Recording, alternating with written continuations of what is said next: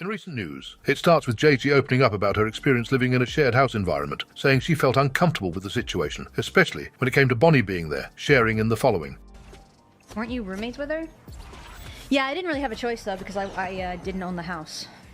And, well, we all know what was going on in that situation, so I had no control over that. Yeah, exactly. Like, even if I was like, hey, Esfand, like, something ain't right about this, like, it wouldn't have mattered. And he was so... I mean, it was kind of easy to figure out, right? Like, come on, guys.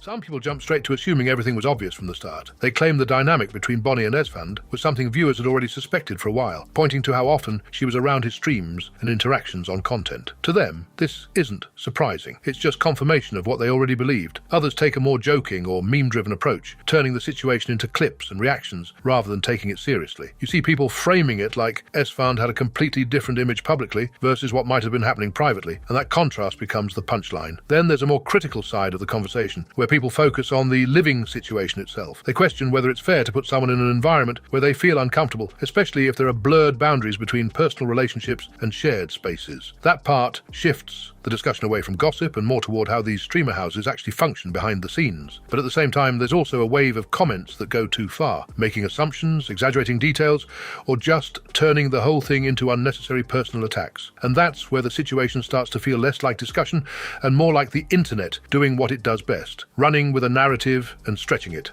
Sykkuno reacts to Jaycgee spilling some tea about Esfand and Bonnie. Is this old? Like, what is this? My Paladin?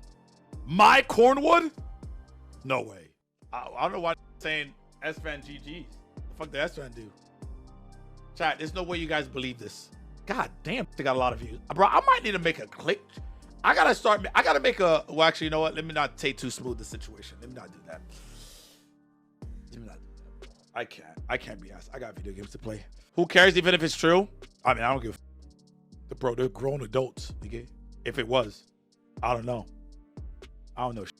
The situation around Sykkuno takes another turn here, because now it's not just outside voices speaking, it's people much closer to him starting to weigh in, and that's what really shifts the tone. Peter Park comes out and, honestly, sounds genuinely disappointed. He doesn't jump straight to extremes, but he makes it clear this isn't something simple or black and white anymore, sharing in the following. It's not black and white, you know, but with like the document that dropped, like there are so many people coming forward with their own separate experiences, and what is upsetting me is people are like finding one person's experience and saying, oh, because this person doesn't have like a statement that's like bulletproof, I'm going to go ahead and disregard every person who's come forward. You know what I mean? And I think that's dumb. And I think that's dumb. It was deeply irresponsible. I don't think there's anything inherently wrong with flirting with people. I don't think there's anything inherently wrong with hitting people up, but just like the sheer volume of people coming forward with their experiences, it's really hard to just like say it's like a one-off situation, that it's not a pattern, you know? And it's like my opinion is that he did some really objectionable. It's not okay. And like, this isn't even taking into account the cheating. Cheating is already up as it is. Like you guys know that I like hate, I've seen so many friendships and like just like over the years. And like, the thing is, I don't think cheating in and of itself is like, oh, you're a terrible person. Like, people make mistakes, really big mistakes. And like, just because you cheated, I cannot have anything to do with you. So much of what is factored in is like what you do after the fact. Accountability. We looked up to him as like a safe space, you know? And it's heartbreaking because like I looked up to him in a lot of ways too. Like, I don't know. It's just like, this is something that I didn't think he was capable of, to be honest. And like, not every single person who has ever interacted with Sykkuno is automatically a victim, you know? But like, I also think that it's important to listen to the people that feel that they were exploited, made uncomfortable, boundaries crossed. I'm also annoyed. I'm gonna be honest, because this guy for years would just say to me like, man, Peter, I hope I find something like what you and Anita have. You're so lucky. For years, he said this shit, okay? This guy allegedly has been like with his partner for even longer than Anita and I have been together. He never let on ever to me that like he was ever in a relationship. And I don't know, like maybe I'm not owed that information, but like it felt like with the way he portrayed himself, it was a little deceiving to me. And like, this isn't even just, this is like IRL too, you know? Like, yeah, every content creator will like put up an appearance and like say whatever.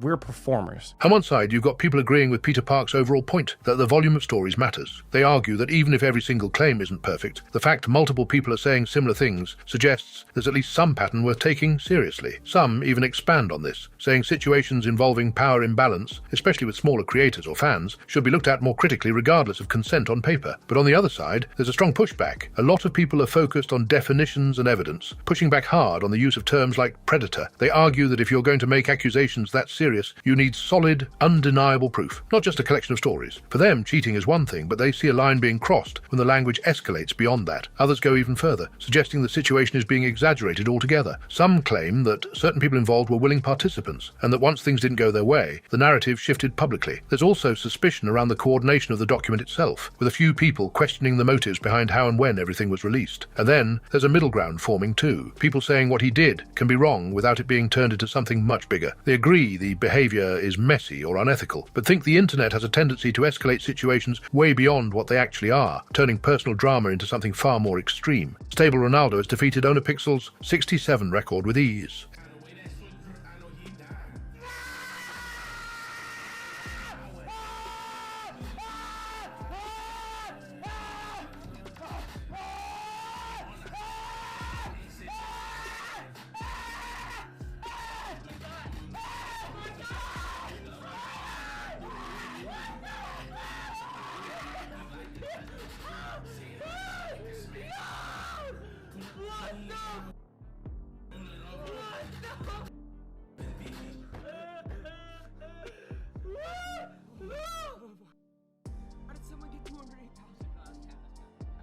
Wait, Number 550. that's actually the way. What? XQC collapses after trying to beat OwnPixel at doing the most 6/7 in 20 seconds. Come on, come on! Up, up, up, up, up, up, up! Up, Press up, up, line, it's up, up, up, up! Come on! I love this guy. 9!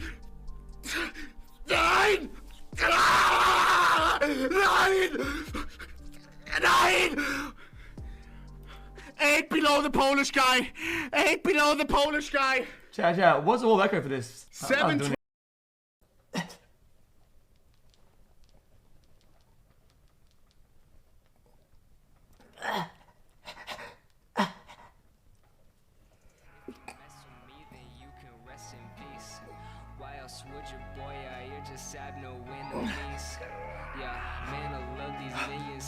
Rest in peace.